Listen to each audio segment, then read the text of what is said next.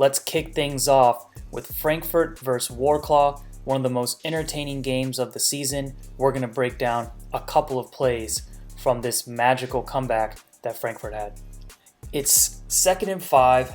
Frankfurt is down by 9 with 10 minutes left in the game, and Wroclaw knows that Frankfurt has to throw the ball. They're playing 3 deep, 5 under coverage, only rushing 3. Let's break down the coverage a little bit here. They're going to play cover 2, so the corners are responsible for the flats here, and the safety each is responsible for a deep half. That's why it's called cover 2. Now, in traditional cover 2, that usually leaves a hole open in the middle of the field. But what Wroclaw is playing here is what's called Tampa 2, where they're going to put a defender in the deep middle.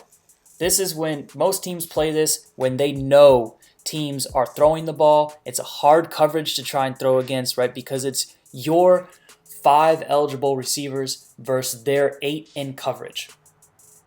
It's particularly hard to throw against Tampa 2 because these safeties can be so much more aggressive playing the deep half and getting over top of any routes going vertical because they know they have help in the middle.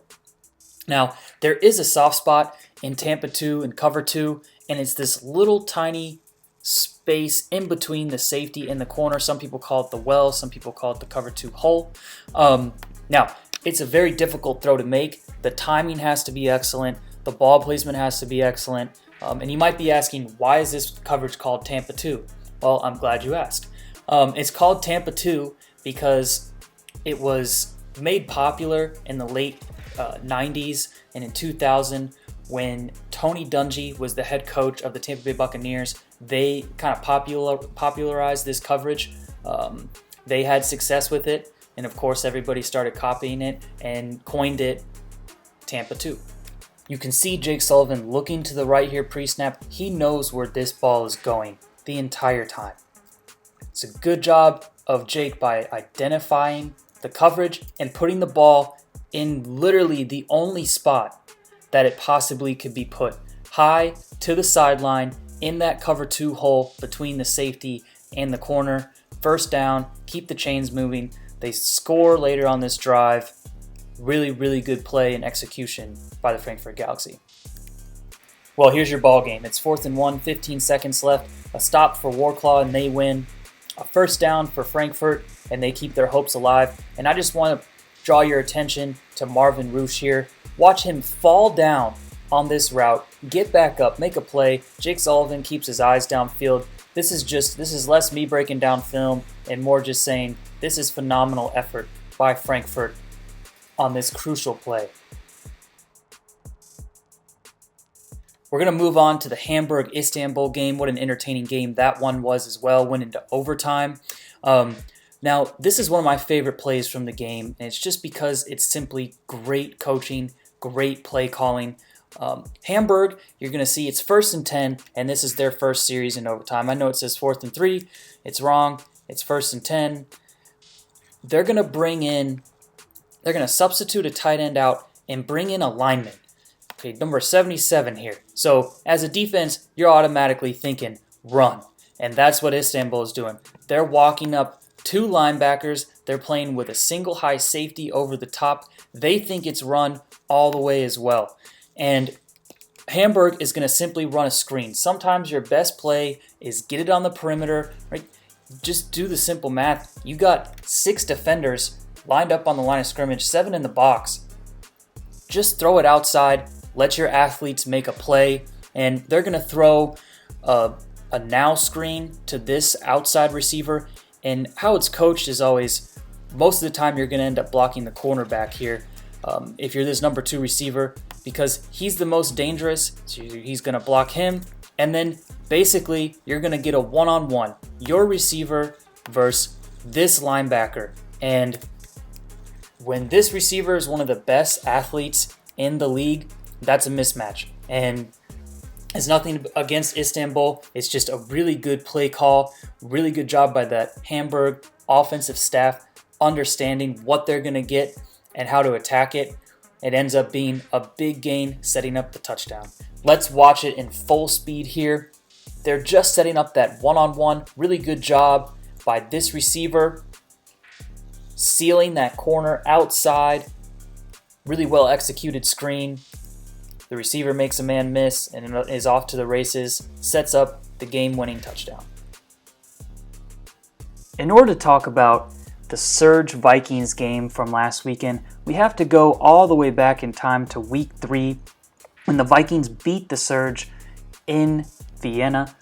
And one of the things that caught my eye from this game, and I promise it has relevance, it's why I'm going back to it, the Vikings get really creative with their 2-point conversions, and this is a play right here where they're going to get all the action flowing one way. They're going to run sprint out to the right. They're going to bring in a motion, and then he's going to come back out. And one of the things that they've done this season is then sneak the tight end all the way across the formation, across the field, and thrown back to him. And I'll show you what that looks like full speed. You see they're going to sprint right. Erdman's going to stop, throw back to a wide open tight end. And it works because you get all the action flowing one way.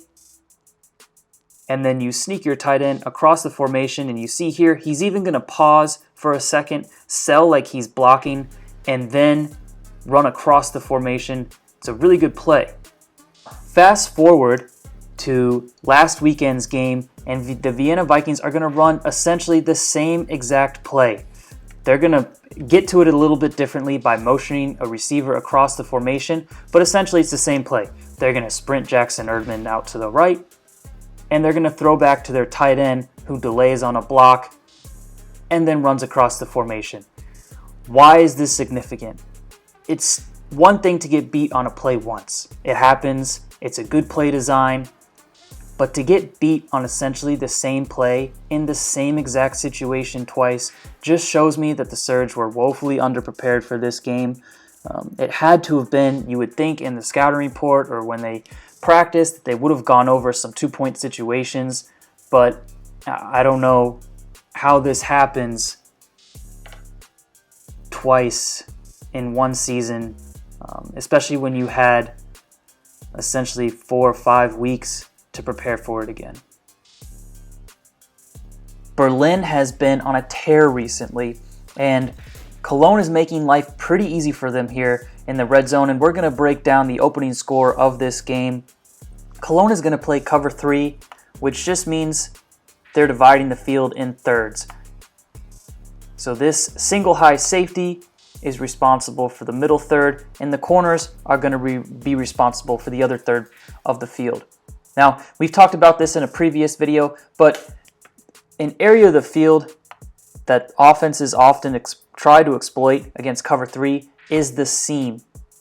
And look, as an offense, it gets tough in the red zone. The field gets condensed, everything happens a little bit faster, but as a defense, it's your job to try and make life as difficult as possible for offenses, especially in the red zone. So whether that's trying to reroute receivers post-snap or showing a pre-snap look and then getting into a different coverage post-snap, those are all things that defenses will try and do in the red zone, bringing pressure, dropping out, showing different looks. But Cologne is just going to line up in a single high safety, cover 3 shell, and stick with it. And for Berlin, this is just way too easy. We'll watch it right here. Watch how wide open the seam area is. The flat defender gets no reroute on number 2. Opens up an easy throwing lane. Germanario has been playing lights out recently. You'd like to see him maybe use his eyes a little bit more, stare down the middle or look left, but hey, it's wide open. It's down the red zone, everything happens quicker, so I totally get why it's just catch and throw here. Nice pitch and catch. Good job. The Barcelona Dragons are an extremely tough team to play defense against because you not only have to prepare for the great pass game, but also the legs of Zach Edwards. And The coaching staff of the Dragons do a good job of utilizing Zach's full skill set, especially in key situations like in the red zone on 3rd and 4th down when they need conversions. They often go to Zach Edwards' legs and his ability to run. Now, this is a design quarterback draw the entire way, and I'll break it down a little bit here. It's 10 personnel for the Dragons, which means 1 running back and 0 tight ends. So all we have on offense is 5 offensive linemen and 1 running back. We then have on defense 6 guys in the box, right? 1, 2, 3, 4, 5, 6. Okay? Well, that means if Zach Edwards can run the ball and you have a quarterback that can run, you have a numbers advantage in the box. You have 6 potential blockers versus their 6 guys in the box. If the Rhein Fire, and again, this goes back to last week against Hamburg, the Rhein Fire, even against Hamburg's great run game, refused to bring a safety down into the box in the red zone. And I don't really understand it, but hey, if they're going to give numbers to Barcelona in the run game, then hats off to Barcelona for calling the right play here on the quarterback draw. But if the safety were to walk down here, it'd make life a lot tougher on the Dragons to try and run the ball, because then it would be 7-on-6. But they don't do that. It's 6-on-6 in the box, and that means we have a hat on a hat is what we call it on offense. Easy walk-in touchdown for Zach Edwards and the Barcelona Dragons. We'll watch it in full speed here. Good execution of the Dragons. They have the numbers in the run game. Walk-in touchdown for Zach Edwards. Let's save the best for last. We'll talk about Sean Shelton and that Raiders offense a little bit. And to me, if I had to vote right now, Sean Shelton would be my MVP. The way that he's playing this season, and look, I can say that. I've lost to him twice now in my career in that Raiders team. They're a very well-run organization, very succinct offense, and the things they do on offense are really fun to watch because it's all timing, it's all rhythm, but it all runs through Sean Shelton and his ability and those receivers' abilities to find spaces and open windows. And I'll talk to you a little bit about what I mean. So it's 3rd and 9.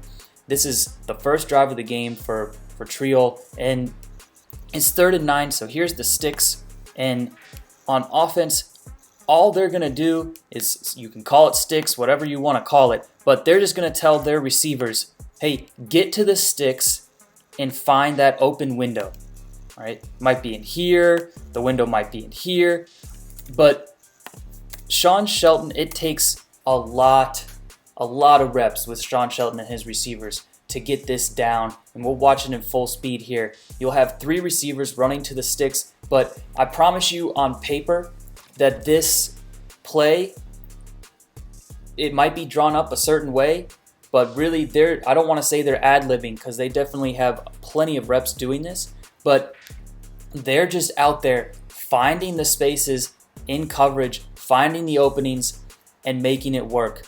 And that only can be done with an experienced core of receivers and a quarterback like Sean Shelton. Again, I promise you that this play on paper probably looks a little bit different. This is just Sean Shelton and his receivers finding the open spots in that zone coverage of the Leipzig Kings. They even throw to the side that the safety is rotating, still make it work. Really, really well done. You see how all the receivers are running to the sticks and just trying to find that open window. Good job of understanding the situation and picking up the first down. This might look like a simple throw and catch, but there's a lot of reps that go into making this work. Another play from this game I want to highlight is the Raiders, when they're driving before the half to try and put more points on the board. This play stood out to me. This is just a veteran play by Sean Shelton, something that quarterbacks can only do with a lot of reps and a lot of experience. And what I mean is Sean Shelton is going to manipulate the defense with his eyes. He's really good at doing this, and we'll pause the video right here and take a more in-depth look at this play.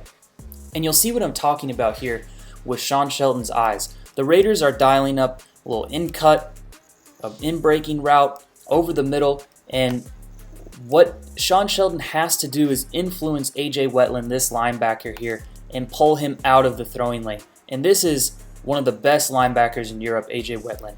He's a great player, and Sean Shelton, the only way this works is because of his eyes. He's going to stare right, and then he's going to come back and throw this in-cut over the middle. I promise you, pre-snap, Sean knows exactly where he wants to go with this ball. During his drop, he knows exactly where his eyes are going to be to try and pull that linebacker out of the throwing lane. Just a really good veteran play. Again, it might look like a simple pitch and catch, but this is a lot of reps and a lot of film study that goes into making a play like this. As a fellow quarterback, it's really impressive to watch Sean work. It's really fun to watch him work because you know that film study, preparation, and a lot of reps go into a play like this. Again, I've already said it, but he would be my early front runner for the 2022 MVP.